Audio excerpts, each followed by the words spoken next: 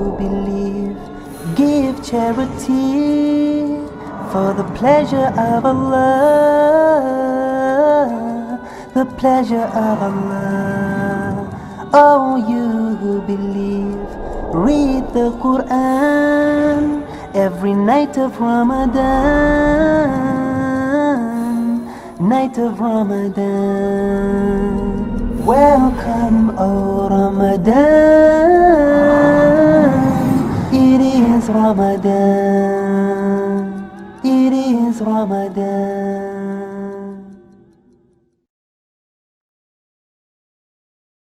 Dear brothers and sisters in Islam and humanity, Assalamu alaikum wa rahmatullahi wa barakatuh.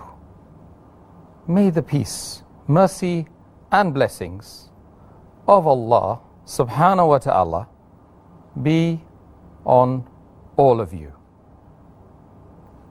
Welcome to the series Ramadhaan, a date with Dr. Zakir. I'm your host, Yusuf Chambers, and today we will discuss the topic acts permitted during the fast. Dr. Zakir. Assalamu alaikum wa rahmatullahi wa barakatuh. Wa alaikum assalam wa rahmatullahi wa barakatuh. And how are you today? Alhamdulillah. Allah barik fi. MashaAllah. This topic leads to quite a lot of confusion amongst our community, especially from where I come from. Many people abstain from certain actions which we will find out today during the course of this show are sunnah, and they are also recommended by Allah subhanahu wa ta'ala. So let's start with the question relating to one of those issues, I'm sure. The taking of a bath, bathing. Sometimes it is taken, the bath, in order to cool the body down due to climatic conditions, and other times it is taken to remove sexual impurity. Is this a permitted act during the fast? Alhamdulillah. Wassalatu wassalam ala rasulillah wa ala alihi wa sahbihi ajmain. Amma ba'd. A'udhu billahi minash shaitanir rajim. Bismillahir rahmanir rahim. Rabbi shrah li sadri wa yassir li amri wahlul 'uqdatam min lisani yafqahu qawli. As far as bathing is concerned, that is ghusl, whether it's done for religious fard, if you are in the state of junub, that's sexual defilement, or whether it is done to clean your body, to remove the dirt or you're feeling sticky, or whether bathing is done because you're feeling thirsty or you're feeling hot, whatever reason it's done for, as long as the person does not swallow water, the fast does not get invalidated. So bathing is permissible while fasting, and there are several ahadith to show that it's permitted. It's mentioned in Sahih Bukhari, volume number 3, in the book of fasting, hadith number 1926, that Aisha, may Allah be pleased with her, she says that the Prophet, he got up from his sleep in a sexually defiled state, in the state of junub, while he was fasting, and he took a bath and he continued his fast. That means bathing was obligatory here because he had intercourse with the wife, so it was compulsory, and he bathed.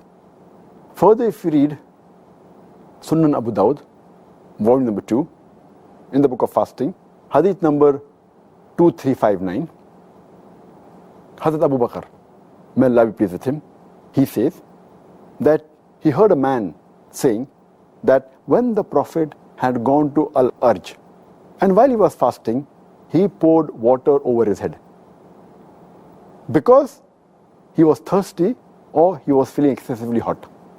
So even when you feel thirsty or you feel hot, you're allowed to pour water over your head or have a bath in the state of fasting.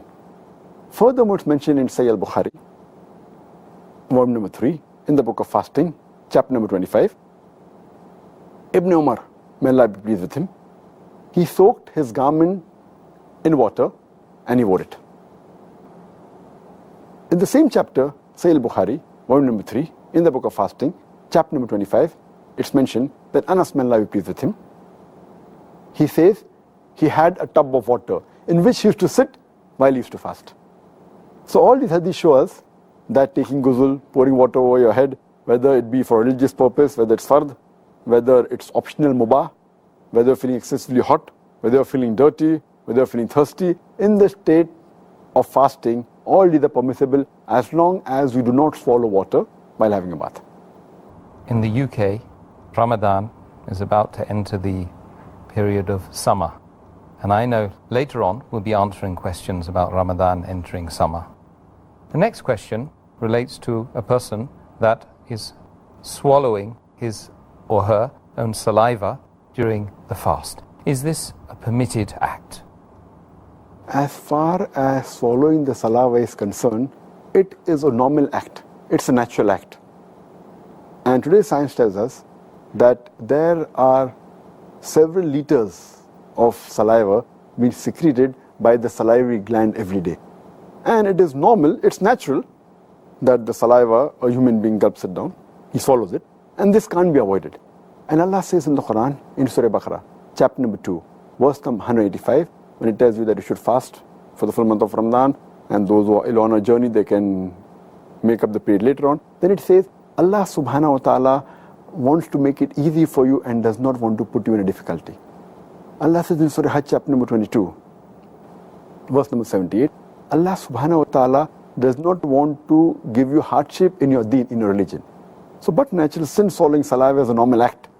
And I know that some people keep on frequently spitting out, and I have some of my friends who do that thinking it's haram to swallow, and they keep on spitting. And imagine if you have to do it the full day, you cannot even offer your salah properly. Because when you offer salah, it takes a few minutes, and in few minutes also saliva gets gathered. So will you be concentrating on spitting the saliva out or on Allah subhanahu wa ta'ala? If you're reading the Quran, you'll have to keep on spitting outside, always. And I know some people who always keep maybe a container, always spitting out, not knowing the ruling. So if a person swallows the saliva, normal saliva which comes in the mouth, it cannot be avoided at all. Same way a person, when he breathes the dust, which a person goes to a city which is polluted, and there's dust particles, and you breathe that, and some of it goes in your lungs, where it goes. So it's all this is permissible, because this is a normal day-to-day act, and these do not violate your fast at all. What about cleaning the mouth and the nose with water whilst one feels just like refreshing the mouth, or in the middle of wudu? Is this a permitted act? As far as putting water in the mouth or gargling the mouth with water or putting water in the nose, whether a person is feeling hot or whether while doing wudu, it is permissible because it doesn't enter the body. As long as the water doesn't enter the body, a person does not swallow the water, it's permissible. And in wudu, gargling is a requirement, putting water in the mouth is a requirement, but natural doing wudu is fard, before offering salah. And while fasting, you have to offer salah, and you have to do wudu. So how can it be prohibited? So when a person puts water in his mouth while gargling, in wudu or otherwise, he should be careful that he does not swallow the water. And when he puts it into the nose, there are some people who think it will break the fast based on a hadith. And that's the reason they only touch the water to the tip of the nose. And they don't put it inside, because in the hadith of the Messenger of Allah subhanahu wa ta'ala, and Muhammad said, it's mentioned in the hadith of Sunan Abu Dawud, volume number 2, in the book of fasting, hadith number 2360, that the Prophet said, snuff water excessively while doing wudu, except while fasting. That means the Prophet recommended that you should snuff, put the water excessively in your nose, except while fasting, indicating that if the water goes through the nose, into your throat, into the stomach, it will break the fast.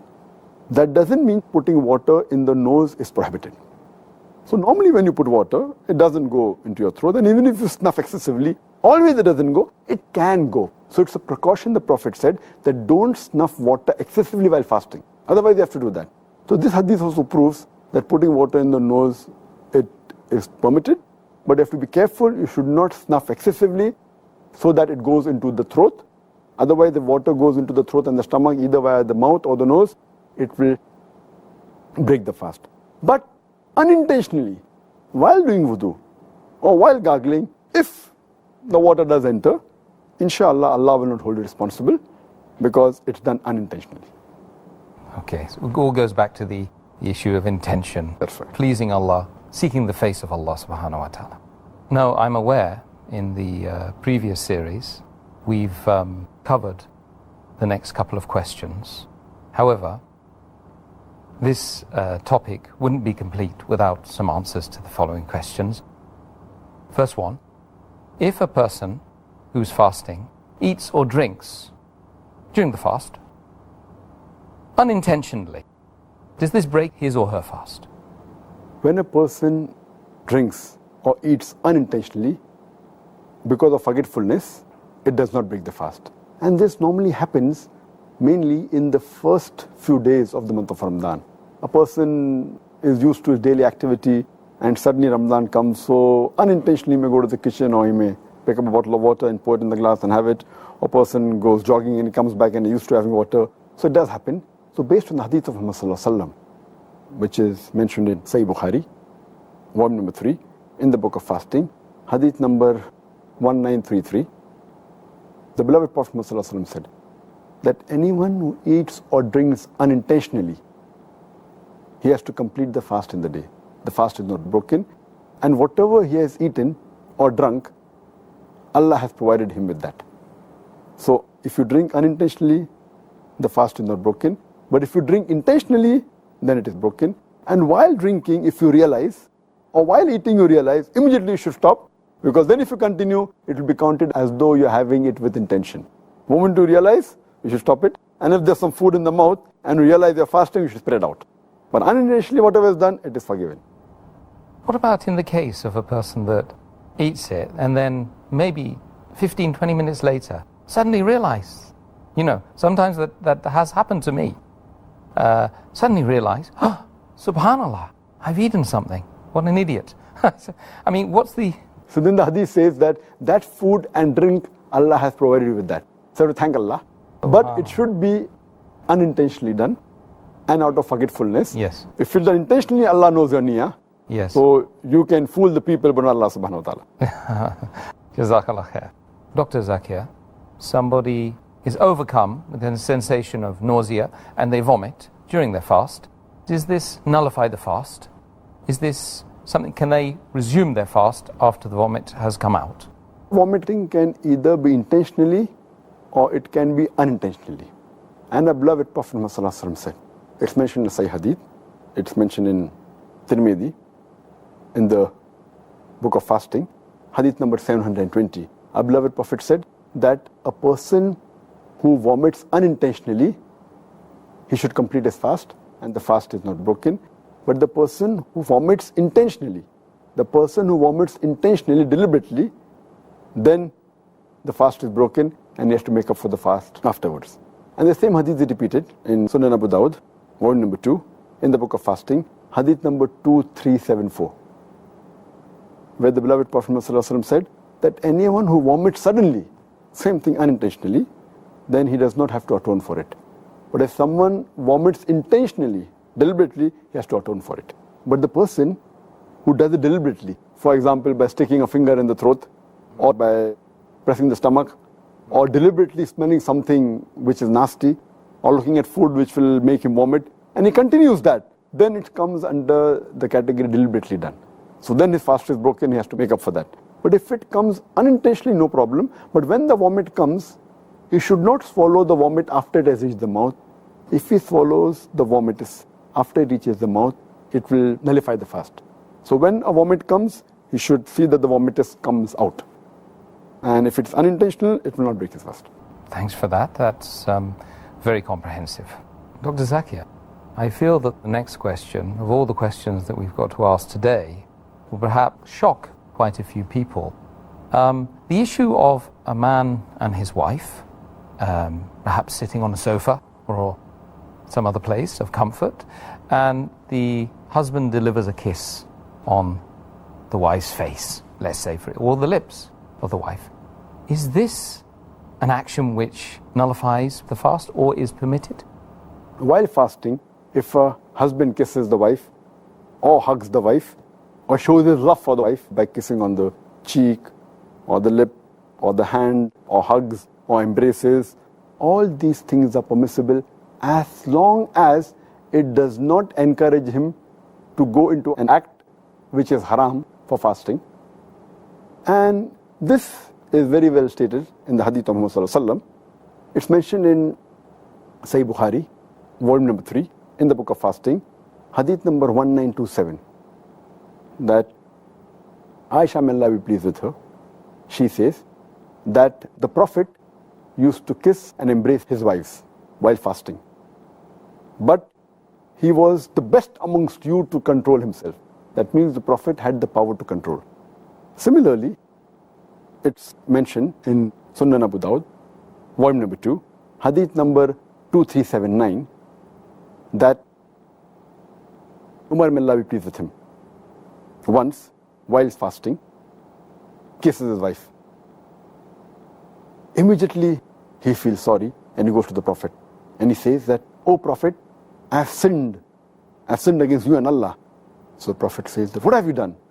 He says that while fasting, I have kissed my wife. So the Prophet asks him that when you gargle or rinse your mouth while doing wudu, does your fast break? So Umar, may Allah be pleased with him, he said, "No." So why bother? Indicating to him that you can kiss and embrace your wife.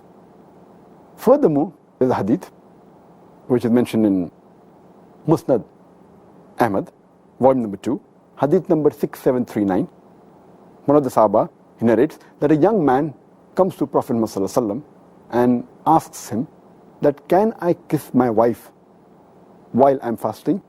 The Prophet says, "No." Later on, an old man comes to the Prophet and asks him that, "Can I kiss my wife while fasting?" And the Prophet says, "Yes." So the Sahaba look amongst themselves that how come the answer is differing? Then the Prophet replies that this man can control himself. So the basic ruling is that if a person knows that he can control himself after kissing or hugging his wife, and is sure that it will not lead into an act which will nullify the fast. For example, it will not lead into a sexual intercourse or will not lead into ejaculation. As long as he can control himself, kissing and hugging is permitted.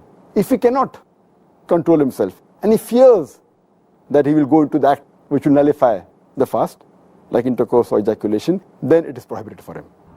So the answer is yes, but it comes with an Islamic health warning. That's right. Okay. The next question, which is not unrelated to the last one, can a man approach his wife during the month of Ramadan in the evening after the fast had ended? Previously, when fasting became fard for the Muslims, as Allah says in the Quran in Surah Baqarah, chapter 2, verse number 185, that Ramadan is the month in which the Quran was revealed as a guide for humankind and giving you signs of guidance and judgment between right and wrong. And then it says that so whoever witnesses this month, he should fast. So when it became fard for the Muslim the first time initially, the full month of Ramadan, at that time it was the law that approaching your wives, having a sexual intercourse with your wife for the full month of Ramadan, whether it be day or night, was prohibited.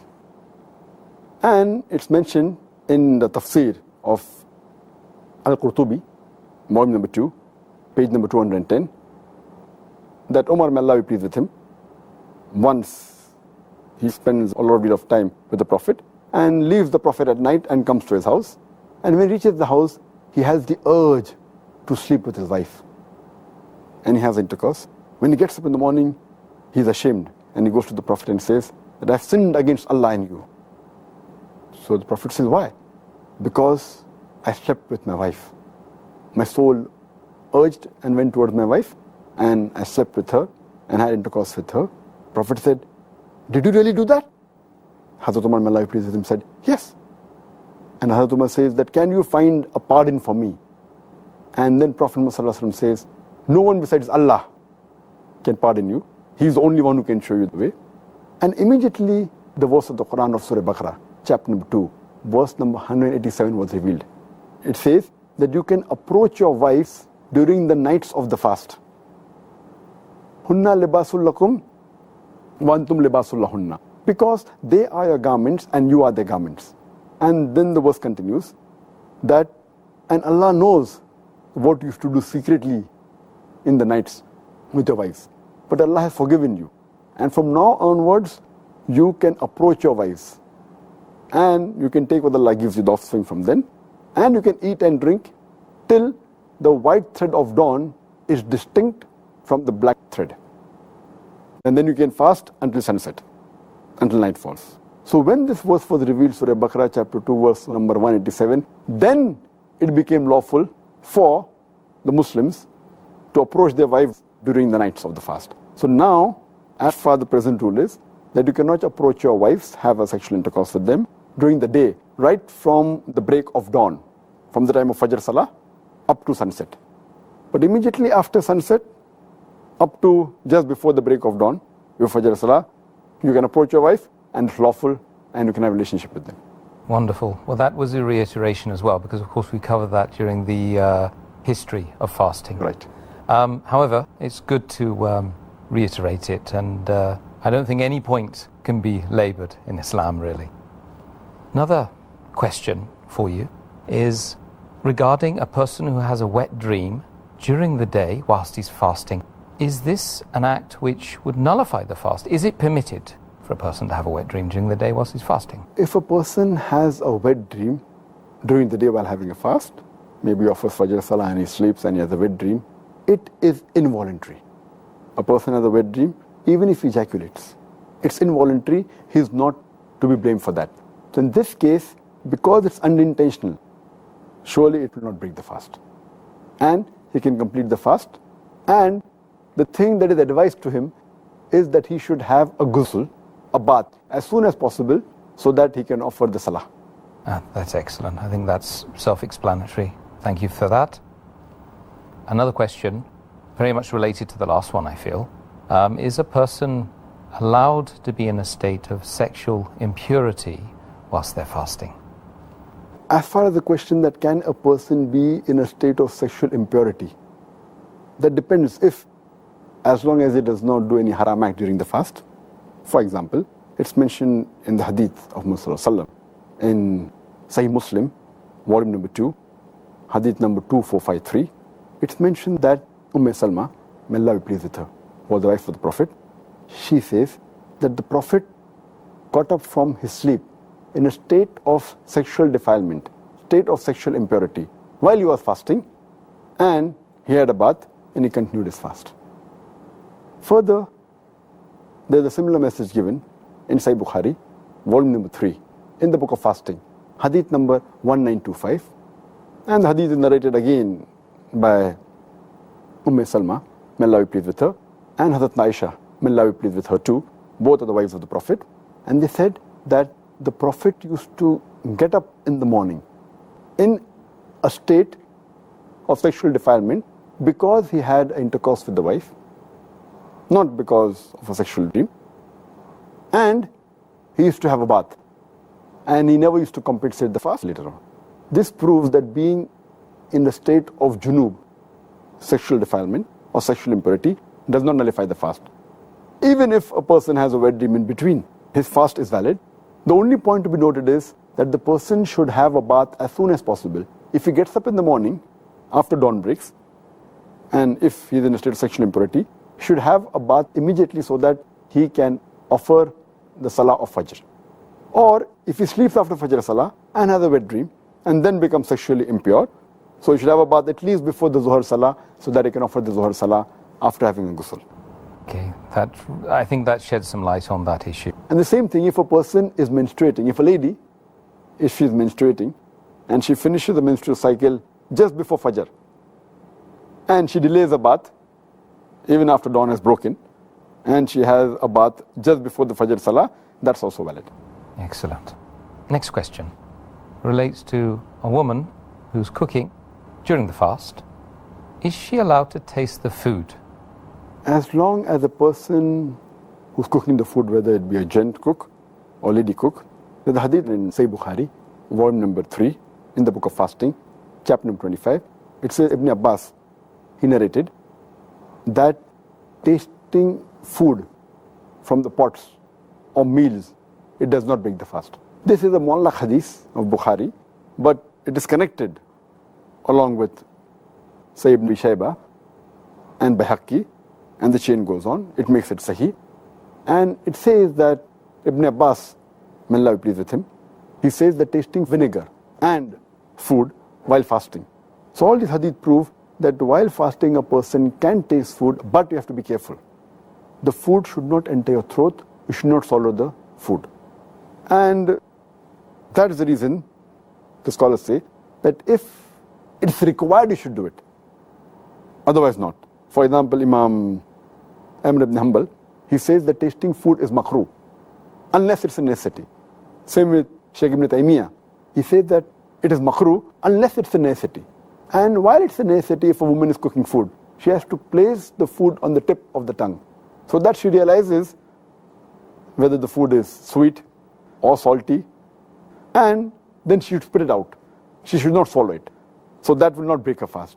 Or if a mother wants to give food to the baby, and the only way she can give is by chewing it. So she is permitted to chew the food and then give it to the baby. But care should be taken that they should not swallow any particle of the food. She should spit it out. So these are necessities where it's permissible to taste food, but unnecessary. Just because you're feeling hungry and you taste it, it's makruh, though it will not break the fast. Makruh means discouraged. It will not break the fast. But otherwise, for a necessity, it can be done, but care should be taken. It does not go down the throat. It should not be swallowed. After tasting, the food should be spat out. Okay, I'm glad that you corrected me in a way and said we're not gender specific, because of course we know that men do cook and they should be encouraged to do so as well. Dr. Zakir, relating to the application of al-kuhl or black eyeliner, as we know it is sunnah, it is a sunnah of the Prophet Muhammad sallallahu alaihi wasallam. May Allah bless him.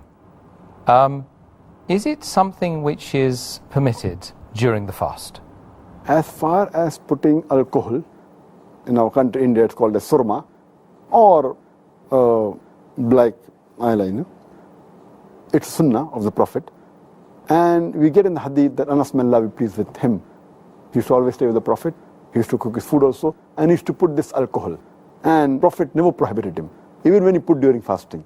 So this proves that putting alcohol does not break the fast, it is permitted. And even when you put any eye drops or ear drops, even if the ear drops or eye drops, after a certain time, you can feel the taste in the throat.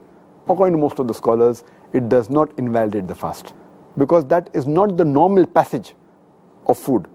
And eye drops, these are medicines, they aren't food. And there are times that, because you know that, having a medical doctor, the ears, nose and throat, they're connected, known as ENT. ENT, ear, nose, throat. So when you put eye drops, even the ear drops, nasal drops, there are chances after some time it may go into the throat and you may feel the taste. If it's the nasal drop, you should throw it out. But ear drops and eye drops, you feel the taste.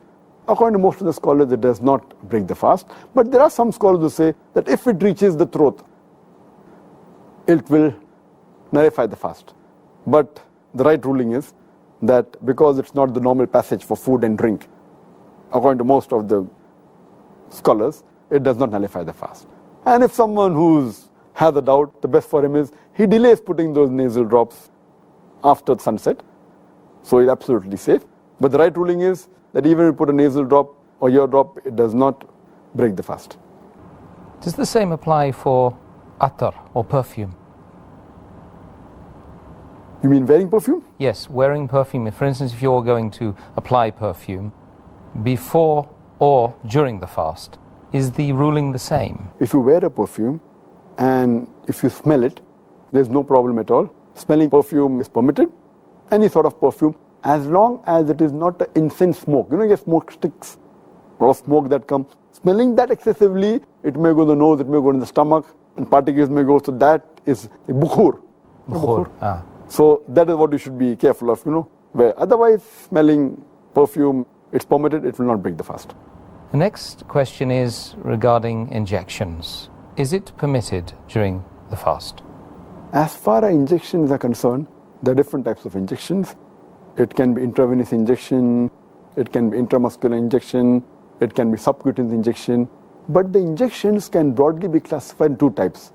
One type of injection which gives a person a nourishment, which is equivalent to giving food. For example, if you take an intravenous glucose, the people who have excessive dehydration, etc., and cannot take food by the mouth, so normally the medical treatment is giving intravenous glucose. This is sort of nourishment. It is equivalent to giving food, this will break the fast. But if it's not a nourishment, if it's only a medical treatment like insulin, it can be subcutaneously, or it is penicillin, all these medical treatments which are not nourishment to the body, are not somewhat like food, these can be given during the daytime and the fast will not break. Though there are some scholars who say that it's makruh or discouraged, it's preferable if it's taken after the sunset, but the right ruling is that it does not break the fast because it's not any sort of food. Okay. In terms of medical treatments, whilst one is fasting, such as nasal drops, sublingual tablets to be used under the tongue, or medical investigations where things are inserted into your body, are these things permitted during the fast? There are a variety of treatments and investigations. The list is long, we can have a full episode on this. Time will not permit us to discuss all this. I'll just mention a few which come to my mind. As far as sublingual tablets are concerned, they are normally taken for angina. Person has a heart problem, he takes it. This sublingual tablet is kept beneath the tongue. It is not supposed to be swallowed. And it is not a sort of food or nourishment. It gets absorbed and the treatment is done. So because of this ruling, it does not break the fast. You should not swallow the tablet. It goes subcutaneously, it gets absorbed without going to the throat. If you use nasal drops, as long as the nasal drop does not go to the throat and to the stomach, it's permitted. If you put ear drops, also it's permitted, as I mentioned earlier. Or if you syringe the ear, even that's permitted. As far as investigations are concerned, if you do a pervaginal investigation, whether you insert a finger or you insert an instrument, it's permitted. Or for treatment, if you insert a vaginal pessary or you insert a douche or any instruments, it's permitted.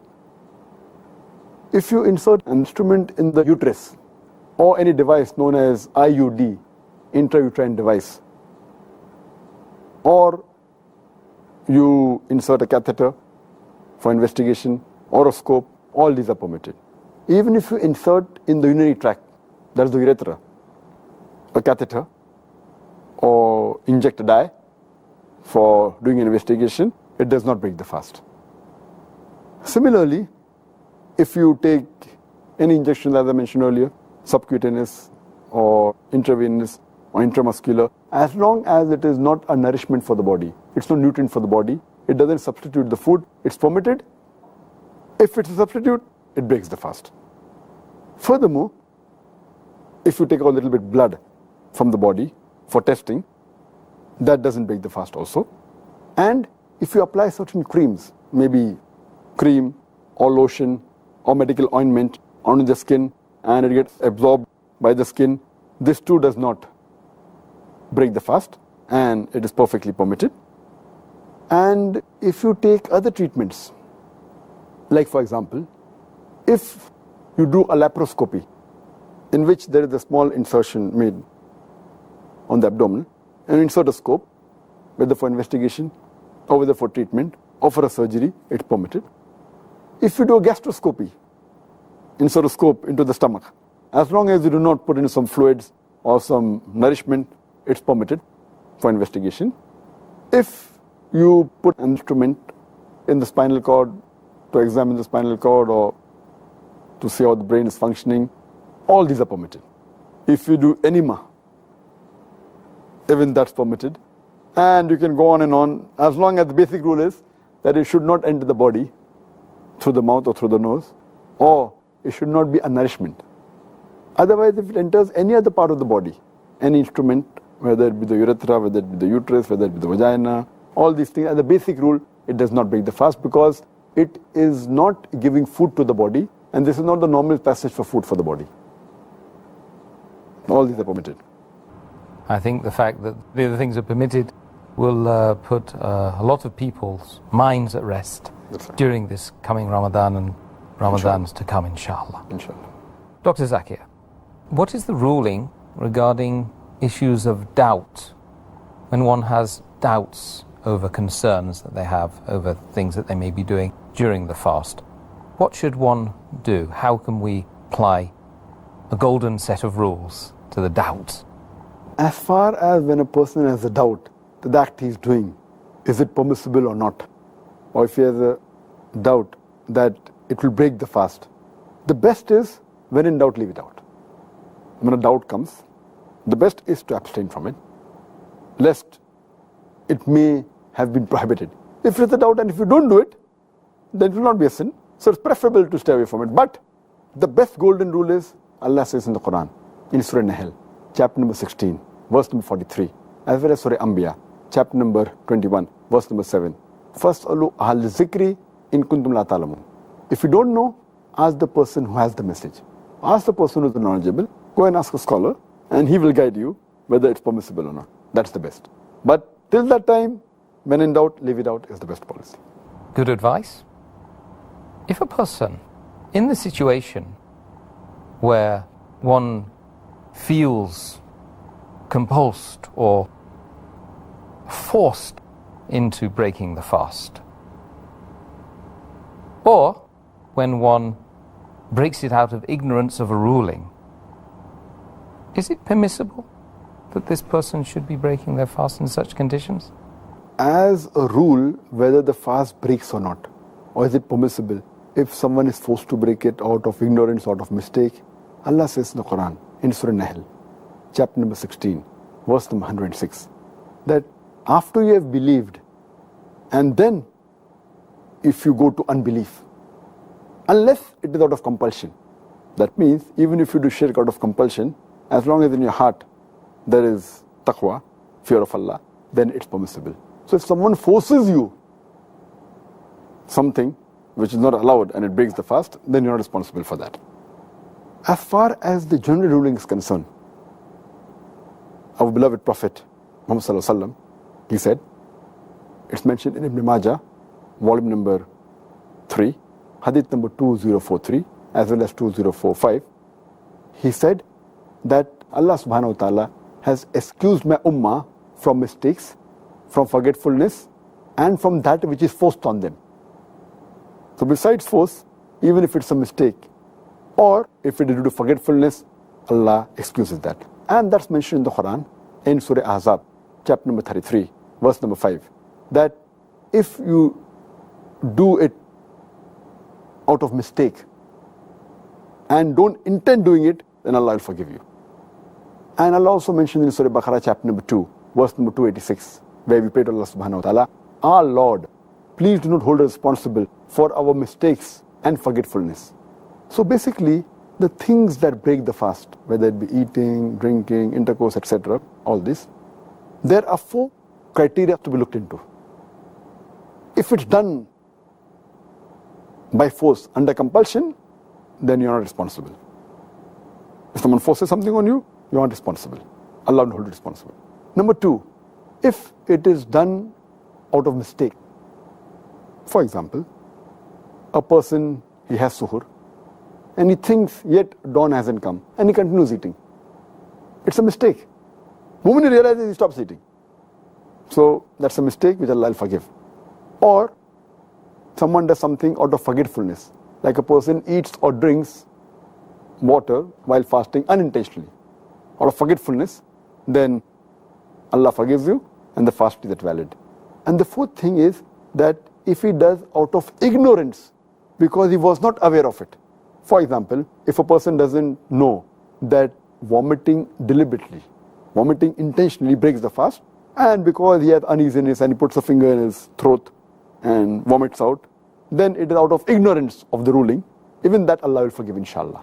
So these four categories, because Allah subhanahu wa ta'ala does not want to overburden us, and our Prophet said that if these are the case out of ignorance, out of mistake, or forgetfulness, if someone has a compulsion, all these things, inshallah, Allah will forgive you.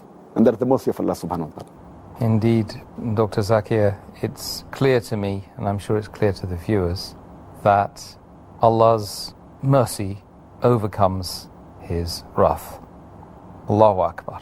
Subhanallah. Well, we've come to the end of the interview stage. Now, I'd like to turn to our viewers' questions Inshallah. on the topic. Inshallah. So, without further ado, I have a question from one of the viewers.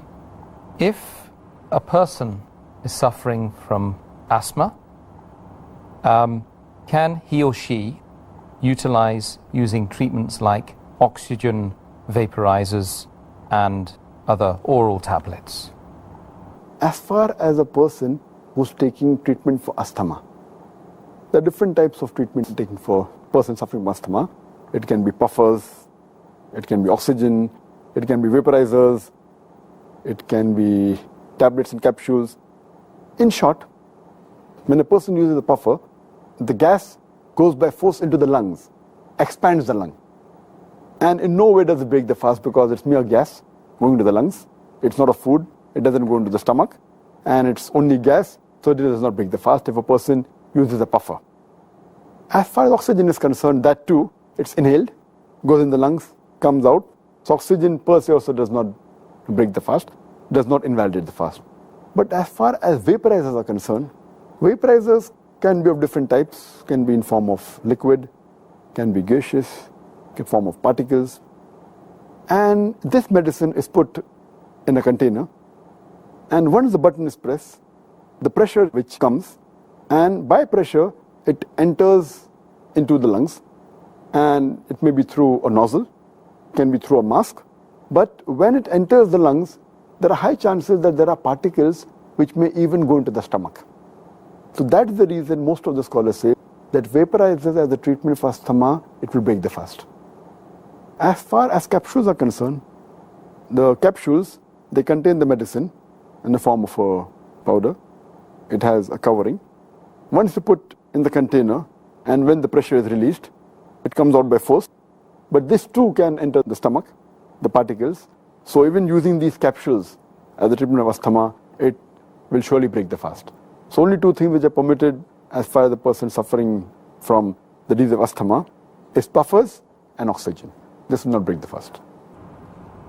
Another question from one of our viewers. Is it permissible to use toothpaste whilst fasting?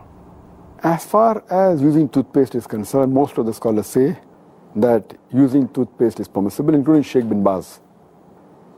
May Allah have mercy on him. He says that using toothpaste along with toothbrush is like using siwak.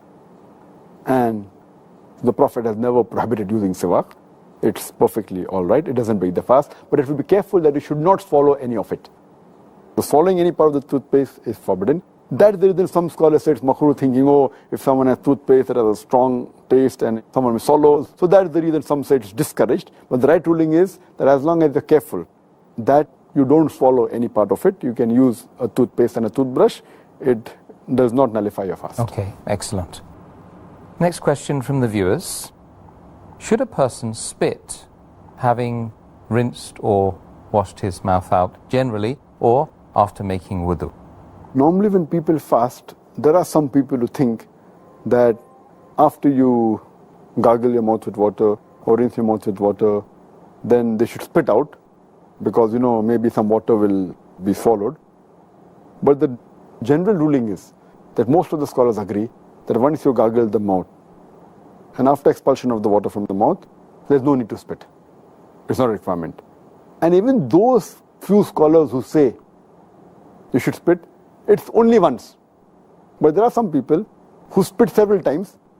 Some people even take a cloth and they dry their mouth, after gargling, thinking that the water will, go into the stomach, which is absurd.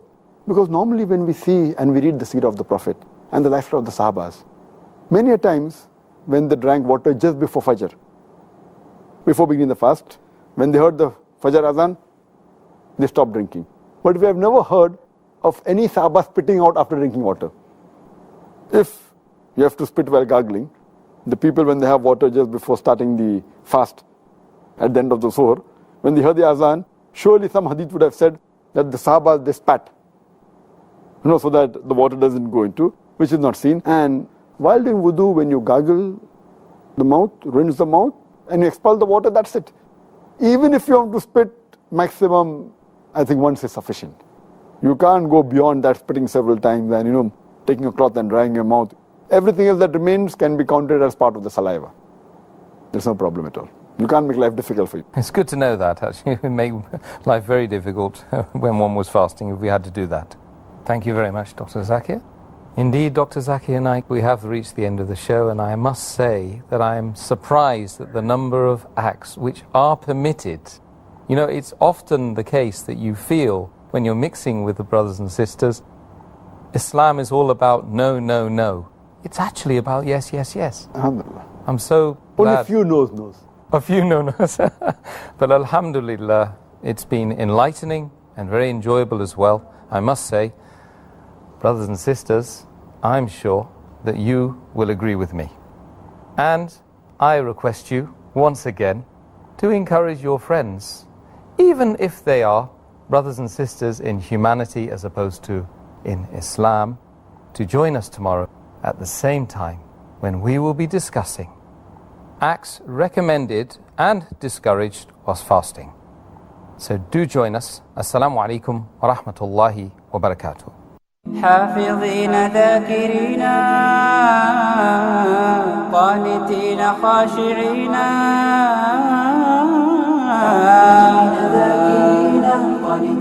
خاشعين مسلمين مؤمنين للإله عابدين. شهرنا صوم وعتق وقنوت فيه صدق، يومنا صبر ورفق بدموع البائسين. رمضان قد أهل بالصيام وأطل مسعدا أهلا وخلا ليته في كل حين.